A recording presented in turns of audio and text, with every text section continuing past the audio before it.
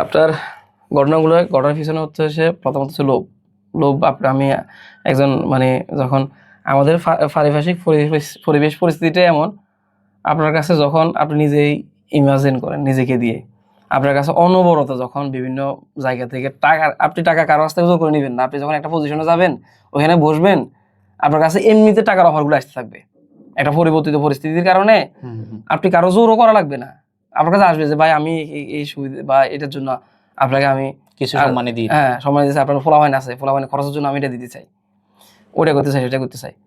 তো ওই জায়গাতে বসার পরে আপনি কতটুকু নিজেকে এই নিজের জায়গা থেকে নিজে কতটুকু ধৈর্য ধরতে পারবেন বা বিরত রাখতে পারবেন, ওটা হচ্ছে ম্যাটার। সবাই পারে না, পারা পসিবলও না। এই কারণে হচ্ছে বিভিন্ন জায়গায় বিভিন্ন আমাদের দেশের পরিবেশ পরিস্থিতিটাই এমন। আপনি আছেন, আমি আপনাকে বলি, আমি 5 তারিখের পর থেকে আমি তো আমার নিজের জন্য কিছু করি নাই, কিছু করতে পারি নাই। আমি আগে অবস্থান যেমন ছিল, আপনারা যে মারি ফেলে দেখছেন, এখনো কিন্তু ওইরকম মারি ফেলে দেখতেছেন। তো আমার আশপাশে যারা ছিল বেশিরভাগ হিউজ আত্মীয় স্বজন হতে শুরু করে আমার অনেক শুভাকাঙ্ক্ষী আমাকে 5 তারিখ পর থেকে বলতেছে, আরে ভুল করতেছ, আরে ভুল করতেছ, আরে ভুল করতেছ। দেখেন, যখন বলে টাকা না বানানোটা এক প্রকার ভুল, তখন চারদিকে মানুষ যখন এটা বলে মেন্টালি, আপনার অনেক বেশি আপনি ইয়ে করে আসলে কি আমি ভুল করতেছি, এই বিষয়টা আপনি মোকাবেলা করা অনেক কঠিন। আমাকে আমার আত্মীয় স্বজন হতে শুরু করে আমার একবারে ব্লাড কানেকশন যে সকল রিলেটিভ আছে, আমি যাদেরকে শুভাকাঙ্ক্ষী মনে করি, আমি যাদেরকে নিয়ে সবসময় চলি, প্রত্যেকে বলে আরে ভুল করতেছো, টাকা এই মুহূর্তে যদি টাকা না কামাও আর এই সুযোগ কখনো পাবা না। তাহলে এই পারিপার্শ্বিক একটা চাপের কারণে তো অনেকে করতে পারে। আমাকে আবার আমাকে পজিটিভ ভাবে সাপোর্ট দেওয়ার সুযোগ আছে, অনেকে ছিল পজিটিভ সাপোর্ট দেওয়ার সুযোগ ছিল। আমি যখন বলতাম যে আসলে আমি ভুল করতেছি, আমি আমার অনেক ভাই ব্রাদার ছিল, আমি যখন পরামর্শ করতে যাই, যারা ডানপন্থী মানুষ, যারা ইসলাম প্র্যাকটিস করে, তারা বলে না এটাই তোমার সফলতা। তখন আমি নিজেকে ওইভাবে বিরত রাখার সুযোগ হয়েছে, কিন্তু এই বিষয়ের জন্য আমি মেন্টালি অনেক বেশি ডিপ্রেসড হয়ে যাইতাম যে আসলে আমি ভুল করতেছি কিনা।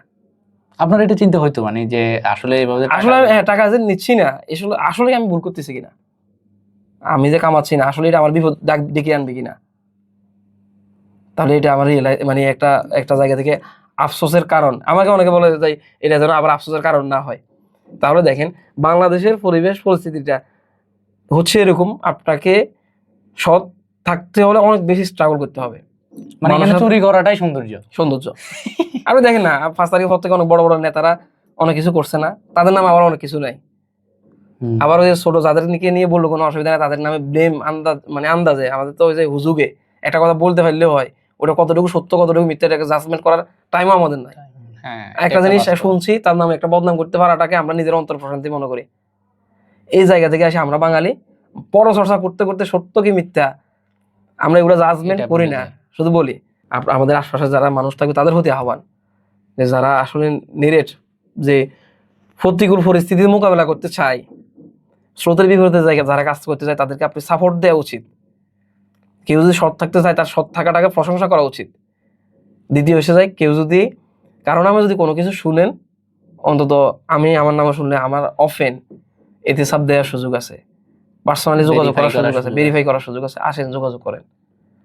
কিন্তু আপনার আমরা যারা মুসলিম, আমরা সূরা হুজরাত সম্পর্কে আমরা যদি জানাই, বিশেষ করে যারা ইসলামী আন্দোলনের সাথে জড়িত, সূরা হুজরাতের ওয়াজ করে, তাদেরকেও বলবো যে সূরা হুজরাতের ওয়াজ তো সারা জীবন করে গেছেন, আপনারা এবার একটু আমল করেন, যে কারা সম্পর্কে যদি কোনো কিছু খোঁজেন, জানেন, অন্তত তাকে ভেরিফাই করেন।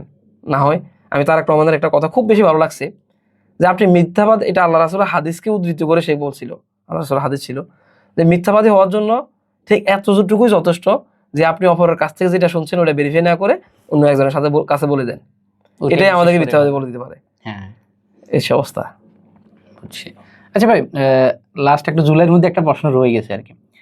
আমরা শুনছিলাম যে, বা আমরা দেখেছিলাম যে আসলে জুলাই যখন হচ্ছিল তখন সমন্বয়কদের মাঝে একটা কিছু সমন্বয়ক চাচ্ছিলেন একটু কম্প্রোমাইজ করতে, আন্দোলনটা একটু ধিমে করে ফেলা, অথবা হচ্ছে যে ওনাকে মাইকে জায়গা না দেওয়ার কারণে উনি আন্দোলন করবে না, দেখা যাচ্ছে উনি ওনার ইনস্টিটিউশন থেকে লোক দিবে না, এরকম একটা আমরা শুনছিলাম। আসলে আদৌ কি এগুলো সত্যতা আছে?